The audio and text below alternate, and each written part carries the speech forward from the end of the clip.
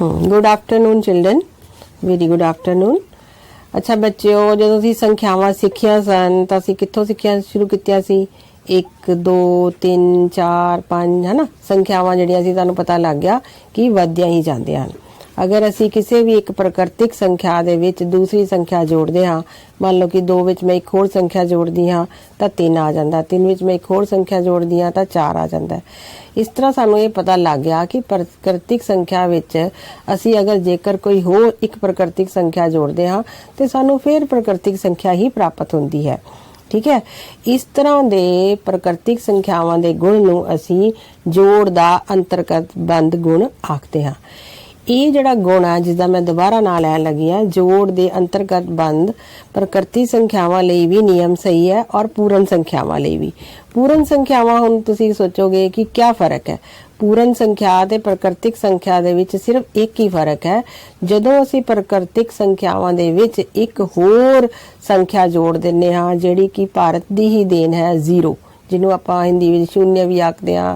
ठीक है, अगर असी उसनूं भी शामिल कर दिंदे हां ते साडीआं संख्यावां दा नाम जिहड़ा है वो बदल के पूर्ण संख्यावां हो जांदियां हन। ठीक है, तो पूर्ण संख्यावां भी जिहड़ियां होंदियां हन जोड़ दे अंतर्गत बंद हुंदियां हन। इस तो भी इलावा तुहानूं एक होर गल दसां, जिवें कि प्राकृतिक संख्यावां नूं असी गुणा करिए, मान लो मैं 2 नूं 3 नाल गुणा करां तो मेरे कोल 6 आंदा है, वो भी एक प्राकृतिक संख्या है। जे मैं 4 नूं 5 नाल गुणा करां तद भी मेरे को 20 आ जाती है, फिर भी एक प्राकृतिक संख्या है। इस तरह प्राकृतिक संख्यावां गुणनफल दे अंतर्गत भी बंद हुंदियां हन। ठीक है, इसदा भाव यह है कि जदों असी कोई 2 प्राकृतिक संख्यावां नूं गुणा करिए तो सानू फिर एक नवी प्राकृतिक संख्या प्राप्त हुंदी है, यानी कि प्राकृतिक संख्या ही वो हुंदी है। ये जिहड़ा नियम है ये पूर्ण संख्यावां ते भी लागू हुंदा है। अगर असी होर भी अगर तुसी संख्यावां नाल करदे करदे देखिया होएगा कई बार कि चाहे तुसी 2 संख्या नूं 3 नाल गुणा कर रहे हो ਜਾਂ 3 ਨਾਲ 2 ਨਾਲ ਗੁਣਾ ਕਰ ਰਹੇ ਹੋ ਤੇ ਤੁਹਾਡੇ ਕੋਲ ਆਨਸਰ ਜਿਹੜਾ ਹੈ ਉਹ 6 ਹੀ ਪ੍ਰਾਪਤ ਹੁੰਦਾ ਹੈ। ਜਾਂ 4 ਨੂੰ 5 ਨਾਲ ਗੁਣਾ ਕਰ ਰਹੇ ਹੋ ਜਾਂ 5 ਨੂੰ 4 ਨਾਲ ਗੁਣਾ ਕਰ ਰਹੇ ਹੋ ਤਾਂ ਤੁਹਾਡੇ ਕੋਲ ਆਨਸਰ ਜਿਹੜਾ ਉਹ 20 ਹੀ ਪ੍ਰਾਪਤ ਹੁੰਦਾ ਹੈ। ਇਹਦਾ ਮਤਲਬ ਜਦੋਂ ਤੁਸੀਂ ਕੋਈ 2 ਸੰਖਿਆਵਾਂ ਨੂੰ ਚਾਹੇ ਉਹ ਪ੍ਰਕਿਰਤਿਕ ਹਨ ਚਾਹੇ ਉਹ ਪੂਰਨ ਹਨ, ਤੁਸੀਂ ਉਹਨਾਂ ਦਾ ਗੁਣਨਫਲ ਕੱਢਦੇ ਹੋ ਤੇ ਤੁਹਾਨੂੰ ਫਿਰ 2 ਨੂੰ 3 ਨਾਲ ਕਰੋ ਜਾਂ 3 ਨੂੰ 2 ਨਾਲ ਕਰੋ, ਉਹਨਾਂ ਦਾ ਕਰਮ ਵੀ ਵਟਾਉਣ ਦੇ ਤੋਂ ਬਾਅਦ ਵੀ ਜਿਹੜਾ ਹੈ ਆਨਸਰ ਜਿਹੜਾ ਉਹ ਸੇਮ ਹੀ ਪ੍ਰਾਪਤ ਹੁੰਦਾ ਹੈ।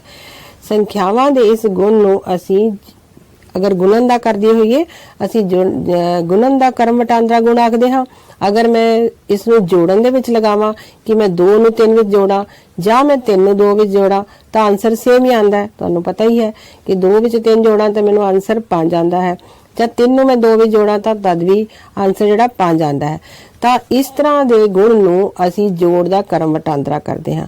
ਤਾਂ ਸਾਨੂੰ ਇਹ ਪਤਾ ਲੱਗ ਗਿਆ ਕਿ ਜਿਹੜੀਆਂ ਸਾਡੀ ਪ੍ਰਕਿਰਤਿਕ ਜਾਂ ਪੂਰਨ ਸੰਖਿਆਵਾਂ ਹਨ ਉਹ ਜੋੜ ਜਾਂ ਗੁਣਨਫਲ ਦੇ ਉੱਤੇ ਕਰਮ ਵਟਾਂਦਰੇ ਦਾ ਨਿਯਮ ਨੂੰ ਪਾਲਨ ਕਰਦੀਆਂ ਹਨ। इस तो भी अगे तुसी कई बार सवाल करदे करदे वेख्या होएगा, एक बच्चे ने 2 विच 3 जोड़िया उहदे कोल 5 आ गया, उसने 5 विच 2 जोड़े ते उहदे कोल आंसर 7 आ गया। एक बच्चे ने की कीता 2 3 ते साडे कोल किन्ना सी एक होर असी संख्या लई और उसने उसनू होर किसी तरतीब दे नाल गुणा कीता, सॉरी जोड़ कीता ते उहदा आंसर फिर भी सेम आ गया। कई बारी असी संख्यावां दी तरतीब नू अदल बदल के जदों जोड़ करते हाँ तो आंसर सेम ही आता है। इस नूं असीं उहदा एसोसिएटिव गुण आखदे हां। कई बार तुहानूं की लगदा है कि मान लो कि मैं एक अपने घर विच पार्टी करनी सी। ठीक है, मेरे घर 48 व्यक्तियों ने आना सी। ठीक है, 48 गेस्ट ने आना सी तो मैं सोच रहा सी कि मेरे घर विच 48 कुर्सियां दा होना बहुत जरूरी है ताकि मैं आए हुए मेहमानां नूं आराम दे नाल बिठा सकां। तो मैं अपने कमरे विच 8 कुर्सियां एक पासे लाइयां ते 6 एक पासे लाइयां। तो मैनूं लग्या कि मेरियां कुर्सियां फिट नहीं सी हो रही। तो मैं उसनूं फिर की कीता कि 6 कुर्सियां एक पासे लाइयां ते 8 दी एक कतार बनाते तो मेरियां कुर्सियां जिहड़ियां सी ओह फिट आ गईयां कमरे विच। तो हुण मैनूं लग रहा सी कि मैं आराम दे नाल अपनी पार्टी है उसनूं वधिया तरह अरेंज कर सकदा। इहदा मतलब होया कि कुर्सियां दी गिनती 48 ही सी, यानी कि संख्या जिहड़ी 48 सी। चाहे मैं संख्या 8 नूं 6 नाल गुणा कीता जां मैं 6 नूं 8 नाल कीता तां मेरे कोल संख्या 48 ही आ गई। ठीक है, तो ये भी एक तरह दा कि सानू अगर ਆਪਣੀਆਂ ਸੰਖਿਆਵਾਂ ਦੇ ਇਹਨਾਂ ਨਿਯਮਾਂ ਬਾਰੇ ਪਤਾ ਹੋਵੇ ਤਾਂ ਅਸੀਂ ਰੋਜ਼ਾਨਾ ਜ਼ਿੰਦਗੀ ਵਿੱਚ ਇਹਨਾਂ ਦੀ ਵਰਤੋਂ ਕਰਕੇ ਕਈ ਮੁਸ਼ਕਲਾਂ ਨੂੰ ਵੀ ਹੱਲ ਕਰ ਸਕਦੇ ਹਾਂ। ਇਹਦਾ ਮਤਲਬ ਤੁਹਾਨੂੰ ਇਸ ਦਾ ਪਤਾ ਲੱਗਿਆ ਕਿ ਇਸ ਉਦਾਹਰਣ ਵਿੱਚ ਮੈਂ ਸੰਖਿਆਵਾਂ ਦੇ ਕਿਹੜੇ ਨਿਯਮ ਦੀ ਵਰਤੋਂ ਕੀਤੀ ਹੈ।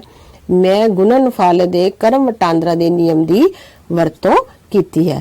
ਇਸ ਤਰ੍ਹਾਂ ਹੀ ਇੱਕ ਬਹੁਤ ਵਧੀਆ ਗੁਣ ਹੁੰਦਾ ਹੈ ਸਾਡਾ ਸੰਖਿਆਵਾਂ ਦਾ, ਨੂੰ ਅਸੀਂ ਵੰਡਕਾਰੀ ਗੁਣ ਆਖਦੇ ਹਾਂ। ਇਹਨਾਂ ਸਾਰੇ ਗੁਣਾਂ ਨੂੰ ਅੱਜ ਮੈਂ ਤੁਹਾਨੂੰ ਆਪਣੇ ਮੇਰੇ ਨਾਲ ਇੱਕ ਨਵਨੀਤ ਮੈਮ ਬੈਠੇ ਨੇ ਜੋ ਮੈਥ ਦੇ ਬਹੁਤ ਵਿਸ਼ਾ ਮਾਹਿਰ ਹਨ, ਉਹਨਾਂ ਦੇ ਨਾਲ ਅਸੀਂ ਅੱਜ ਸਾਰੀਆਂ ਖੇਡ ਵਿਧੀ ਦੇ ਨਾਲ ਇਹ ਸਾਰੇ ਸੰਖਿਆਵਾਂ ਦੇ ਨਿਯਮ ਜਿਹੜੇ ਹੈ ਉਹ ਤੁਹਾਡੇ ਅੱਗੇ ਪ੍ਰੂਵ ਵੀ ਕਰਾਂਗੇ ਔਰ ਤੁਸੀਂ ਇਹਨਾਂ ਨੂੰ ਇੰਜੋਏ ਵੀ ਕਰੋਗੇ। ਹਾਂਜੀ ਪਿਆਰੇ ਬੱਚਿਓ, ਤੁਸੀਂ ਸੰਖਿਆਵਾਂ ਬਾਰੇ ਕਾਫੀ ਕੁਝ ਖੇਡਾਂ ਖੇਡ ਰਹੇ ਹੋ ਅੱਜ ਕੱਲ, ਹਨਾ। ਤੇ ਅਸੀਂ ਅੱਜ ਇੱਕ ਸੰਖਿਆਵਾਂ ਦੀ ਨਵੀਂ ਗੇਮ ਖੇਡਣ ਲੱਗੇ ਹਾਂ ਜਾਂ ਕਹਿ ਲਓ ਕਿ ਬੁਝਾਰਤ ਕਰਨ ਲੱਗੇ ਹਾਂ। ਠੀਕ ਹੈ, ਦੱਸੋ ਮੇਰੇ ਹੱਥ ਵਿੱਚ ਕਿੰਨੀਆਂ ਗੀਟੀਆਂ ਹਨ। ਠੀਕ ਹੈ, ਮੇਰੇ ਕੋਲ ਇਸ ਵੇਲੇ 6 ਗੀਟੀਆਂ ਹਨ। ਠੀਕ ਹੈ, ਇਹਦਾ ਮਤਲਬ ਮੈਂ ਕੋਈ ਸੰਖਿਆ 6 ਦੀ ਕੋਈ ਅੱਜ ਗੇਮ ਕਰਾਂਗੀ ਜਾਂ ਬੁਝਾਰਤ ਬੁੱਝਾਂਗੇ ਆਪਾਂ। ਠੀਕ ਹੈ, ਮੇਰੀ ਬੁਝਾਰਤ ਬੱਚੋ ਇਹ ਹੈ ਕਿ ਮੇਰੇ ਕੋਲ ਜਿੰਨੀਆਂ ਵੀ ਇਹ ਗੀਟੀਆਂ ਹਨ ਜਿਨ੍ਹਾਂ ਦਾ ਨੰਬਰ ਕਿੰਨਾ ਹੈ 6 ਹੈ, ਮੈਂ ਇਹਨਾਂ ਨੂੰ ਇਸ ਤਰ੍ਹਾਂ ਦੀ ਕਤਾਰ ਵਿੱਚ ਰੱਖਣਾ ਚਾਹੁੰਦੀ ਹਾਂ ਕਿ ਹਰੇਕ ਕਤਾਰ ਵਿੱਚ ਗੀਟੀਆਂ ਦੀ ਸੰਖਿਆ ਬਰਾਬਰ ਹੋਵੇ ਔਰ ਮੇਰੇ ਕੋਲ ਕੋਈ ਵੀ ਗੀਟੀ ਬਚਣੀ ਨਹੀਂ ਚਾਹੀਦੀ। ਠੀਕ ਹੈ, ਮੈਂ ਆਪਣੀ ਦੁਬਾਰਾ ਬੁਝਾਰਤ ਰਿਪੀਟ ਕਰਦੀ ਹਾਂ ਕਿ ਮੈਂ ਇਹਨਾਂ ਗੀਟੀਆਂ ਨੂੰ ਇਵੇਂ ਅਰੇਂਜ ਕਰਨਾ ਚਾਹੁੰਦੀ ਹਾਂ ਕਤਾਰਾਂ ਵਿੱਚ ਕਿ ਹਰੇਕ ਕਤਾਰ ਵਿੱਚ ਗੀਟੀਆਂ ਦੀ ਸੰਖਿਆ ਵੀ ਬਰਾਬਰ ਹੋਏ ਔਰ ਕੋਈ ਗੀਟੀ ਬਚਣੀ ਵੀ ਨਹੀਂ ਚਾਹੀਦੀ। ਚਲੋ ਸਾਰੇ ਬੱਚੇ ਆਪਣਾ ਆਪਣਾ ਕਰਕੇ ਦੇਖਦੇ ਹਾਂ। ਲੋ ਜੀ, ਇਹ ਤਾਂ ਸਭ ਤੋਂ ਸੌਖਾ ਤਰੀਕਾ ਤਾਂ ਬਹੁਤ ਤਰੀਕਾ ਕਿ ਅਸੀਂ ਸਾਰੀਆਂ ਗੀਟੀਆਂ ਨੂੰ ਇੱਕ ਕਤਾਰ ਵਿੱਚ ਰੱਖ ਦਿੰਦੇ ਹਾਂ ਤੇ ਕੋਈ ਵੀ ਗੀਟੀ ਬਚਦੀ ਨਹੀਂ ਹੈ। ਠੀਕ ਹੈ, ਇਹਦਾ ਮਤਲਬ ਜਿਹੜੀ 6 ਸੰਖਿਆ ਹੈ ਉਸ ਨੂੰ ਮੈਂ ਇਸ ਤਰ੍ਹਾਂ ਦਾ ਤਰਤੀਬ ਦਿੱਤਾ ਕਿ ਇੱਕ ਰੋ ਔਰ ਹਰੇਕ ਵਿੱਚ ਕਿੰਨੀਆਂ ਹਰੇਕ ਰੋ ਯਾਨੀ ਕਿ ਚਾਹੇ ਇੱਕ ਰੋ ਹੈ ਉਹਦੇ ਵਿੱਚ ਕਿੰਨੀਆਂ ਹਨ 6 ਗੀਟੀਆਂ, ਤਾਂ ਮੈਂ 6 ਸੰਖਿਆ ਨੂੰ 1 ਗੁਣਾ 6 ਵੀ ਲਿਖ ਸਕਦੀ ਹਾਂ। ਠੀਕ ਹੈ, ਚਲੋ ਹੁਣ ਕੋਈ ਹੋਰ ਤਰੀਕਾ ਹੈ। ਯੈਸ, ਸਾਡੇ ਕੋਲ ਇੱਕ ਤਰੀਕਾ ਹੈ। ਅਗਰ ਮੈਂ ਇਸ ਨੂੰ ਇਹਨਾਂ ਗੀਟੀਆਂ ਦੀਆਂ 6 ਕਤਾਰਾਂ ਬਣਾ ਦਾਂ, ਦੇਖੋ ਕਿੰਨੀਆਂ 1 2 3 4 5 6 ਕਤਾਰਾਂ ਬਤਾ ਦਿਆਂ ਤੇ ਹੁਣ ਹਰੇਕ ਦੇ ਵਿੱਚ ਕਿੰਨੀ ਹੈ ਗੀਟੀ 1 ਔਰ ਕੋਈ ਮੇਰੀ ਗੀਟੀ ਬਚੀ ਹੈ ਨਹੀਂ, ਤਾਂ ਮੈਂ ਫਿਰ ਵੀ ਬੁਝਾਰਤ ਜਿੱਤ ਲਈ ਹੈ। ਠੀਕ ਹੈ, ਤਾਂ ਇਹਦਾ ਮਤਲਬ ਇਸ ਤਰ੍ਹਾਂ ਦੇ ਅਰੇਂਜਮੈਂਟ ਨੂੰ ਮੈਂ ਕਿੰਨੀਆਂ ਲਿਖਾਂਗੀ 6 ਗੁਣਾ 1। ਠੀਕ ਹੈ, ਹੁਣ ਕਿਆ ਫਿਰ ਆਪਾਂ ਜਿਗਜੈਗ ਕਰ ਦਿੰਨੇ ਆਪਣੀ ਬੁਝਾਰਤ ਨੂੰ। ਹੁਣ ਹੋਰ ਸੋਚੋ ਕਿ ਅਗਰ ਮੈਂ ਇਹਨਾਂ ਗੀਟੀਆਂ ਨੂੰ ਕੋਈ ਹੋਰ ਤਰੀਕੇ ਨਾਲ ਅਰੇਂਜ ਕਰਾਂ ਕਿ ਮੇਰੇ ਕੋਲ ਹਰ ਇੱਕ ਕਤਾਰ ਵਿੱਚ ਬਰਾਬਰ ਗੀਟੀਆਂ ਹੋਣ ਔਰ ਗੀਟੀ ਕੋਈ ਬਚੇ ਵੀ ਨਾ।